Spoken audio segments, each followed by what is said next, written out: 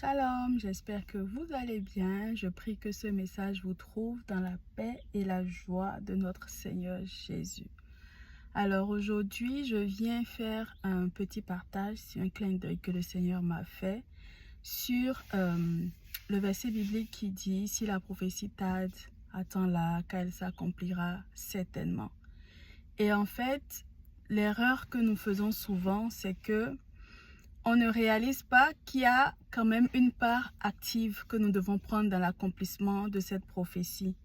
Ce n'est pas parce qu'on dit que le thème est déjà fixé, c'est pour toi, qu'on va s'asseoir et attendre calmement que la prophétie s'accomplisse.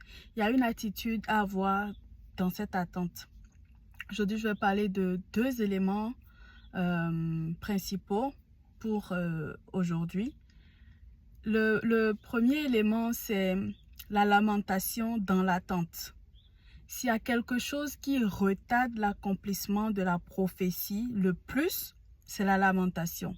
C'est-à-dire que plus on est dans la lamentation, plus l'accomplissement de la prophétie met du temps. Parce que quand tu as reçu la parole qui te dit « Dieu va te visiter, Dieu va te faire du bien, peut-être dans 2 ans », et puis, le temps passe, tu ne vois rien. Il y a cette question de comment qui commence pas à se poser parce que tu te dis, bon, le temps arrive, le temps approche, mais tu ne vois rien changer. Peut-être les premières semaines, on garde cette foi-là. Et peut-être les mois qui suivent, la situation s'empire. Et en fait, de notre perspective humaine, on regarde la situation dans laquelle on se trouve, on se dit, non, there is no way. Like, ce truc, je ne vois pas comment est-ce que, avec le peu de temps qui reste, ça va quand même s'accomplir. La lamentation, le doute, le désespoir, s'il y a quelque chose qui retarde le plus l'accomplissement d'une prophétie, c'est la lamentation, c'est le doute. Le doute est l'absence de la foi. La foi, c'est tourner vers Dieu. Le doute, ça vient du diable.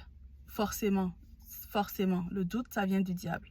Et à partir du moment où on commence pas à remettre en question cela, à partir du moment où on commence pas à sortir des paroles du type « Oui, bon, c'est toujours comme ça avec Dieu, j'ai tout laissé, j'ai abandonné, tout ce que je faisais de mauvais et pourtant voilà, ça, je ne vois pas de changement, au contraire, la situation s'empire. » À partir du moment où tu prononces que la situation s'empire, forcément, elle va s'empirer.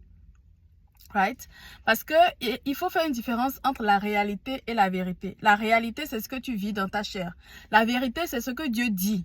Donc, c'est à nous, à chaque fois, de savoir que, quelle que soit la difficulté, il faut pouvoir, avec la grâce de Dieu, proclamer la vérité et non la réalité.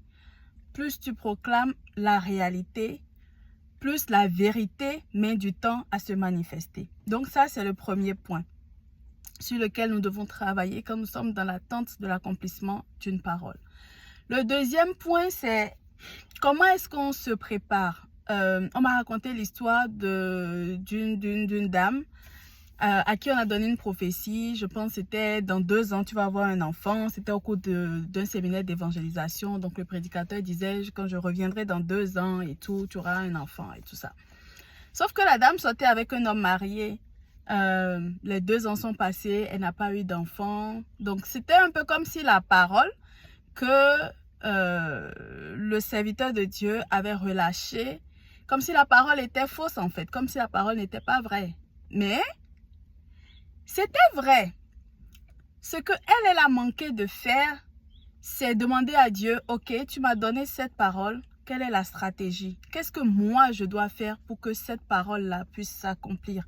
Parce que la parole, c'est comme une semence. Quand elle est relâchée, il faut qu'elle trouve une terre fertile pour pouvoir produire ce pourquoi elle a été relâchée. Mais si la parole est relâchée et que la terre qui est censée accueillir la parole ne se prépare pas, ne se travaille pas à être fertile, ne fait pas le travail de nettoyage et tout, mettre des fertilisants, méditer la parole de Dieu, rester dans la présence du Seigneur, ne pas se laisser distraire, attendre de Dieu des instructions. Quand on ne fait pas ce travail de remuer la terre, de la préparer et tout ça, la semence sera relâchée, mais rien ne va changer. Et en fait, dans cette histoire-là qu'on m'a racontée, ce que le Seigneur attendait de cette dame, c'est de réaliser que, ok, Là, la vie que je mène, ce n'est pas une vie qui plaît à Dieu. Je suis avec un homme marié qui pourvoit à mes besoins, qui fait tout. Ok. Donc, si Dieu dit que je vais avoir un enfant, quelle est la stratégie? Et la stratégie que Dieu attendait de cette dame, c'était qu'elle ait le courage de quitter cette relation dans laquelle elle était, qui n'honorait pas Dieu. Et elle le savait en fait, elle en était consciente, c'est pas qu'elle ne réalisait pas et tout. Elle savait que Dieu ne voulait pas qu'elle soit dans ça. Donc, le même Dieu qui t'a dit, je ne veux pas que tu sois dans ça, et qui te dit, je vais te donner un enfant dans 2 ans, c'est qu'il attend de toi que tu fasses le mouvement qu'il te demande de faire depuis un moment. Et peut-être comme tu traînes, il te dit en fait, il te donne un incentive, je vais dire, une motivation. C'est-à-dire que comme au début, je te dis de quitter, tu ne veux pas quitter. Voilà ce que moi, je vais te donner si tu quittes. Et voilà ce que tu n'as peut-être, tu n'as pas encore parce que tu es encore là. Sauf que elle a manqué, la dame, de se rapprocher de Dieu, passer du temps dans la présence de Dieu pour comprendre quelle était l'attitude à adopter. Il aurait fallu, dans ce cas d'espèce, quitter le monsieur, croire en Dieu, en ce que c'est lui, Jéhovah Jireh, c'est lui qui pourvoit, parce que c'était vraiment le monsieur qui faisait tout pour elle.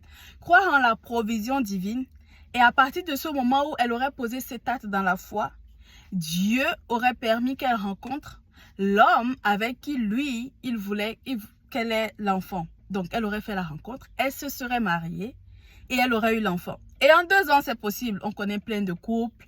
Ils se sont rencontrés en janvier. En juin, ils sont mariés. Mariés dans la présence de Dieu. Et puis, 3 mois après, elle tombe enceinte. 9 mois après, elle accouche. On en a connu. Exemple, Moses Bliss et son épouse. Tout s'est fait en 2 ans. Tout s'est littéralement fait en 2 ans. Donc, c'est possible. C'est possible. Donc, voilà les 2 éléments que je voudrais partager aujourd'hui. Le premier élément, c'est quand tu es dans l'attente, évite la lamentation. Sinon, c'est un peu comme si tu as confié la chose à Dieu, que Dieu t'a donné la parole, que Dieu t'a dit, je vais le faire. Et que tu te lèves, tu rentres chez toi. Et comme ça prend du temps, tu retournes chercher, en fait, le problème que tu allais déposer chez Dieu.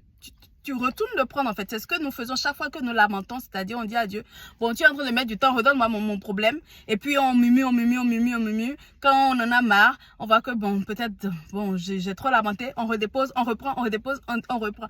À chaque fois que nous lamentons, c'est ce que nous faisons. On reprend le problème.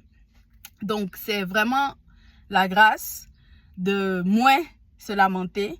Et pour le faire, c'est vraiment dans la présence de Dieu. Dans la chair, c'est impossible. C'est vraiment avec la grâce de Dieu qu'on peut arriver à ne plus se lamenter.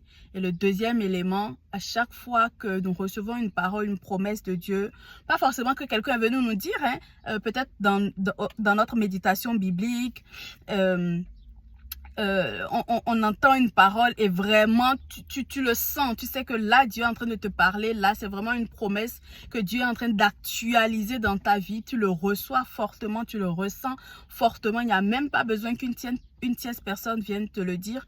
Quand tu l'embanos, quand tu reçois une telle parole, c'est Seigneur, quelle est la stratégie? Qu'est-ce que tu attends de moi? Cette promesse-là que tu viens de me faire à travers cette méditation, qu'est-ce que moi je dois faire pour qu'elle puisse s'accomplir? Il y a toujours une part que nous devons faire. Toujours, toujours, toujours. Voilà le partage d'aujourd'hui. J'espère que ça aura touché quelqu'un, que Dieu nous fasse du bien et à la prochaine. Bisous.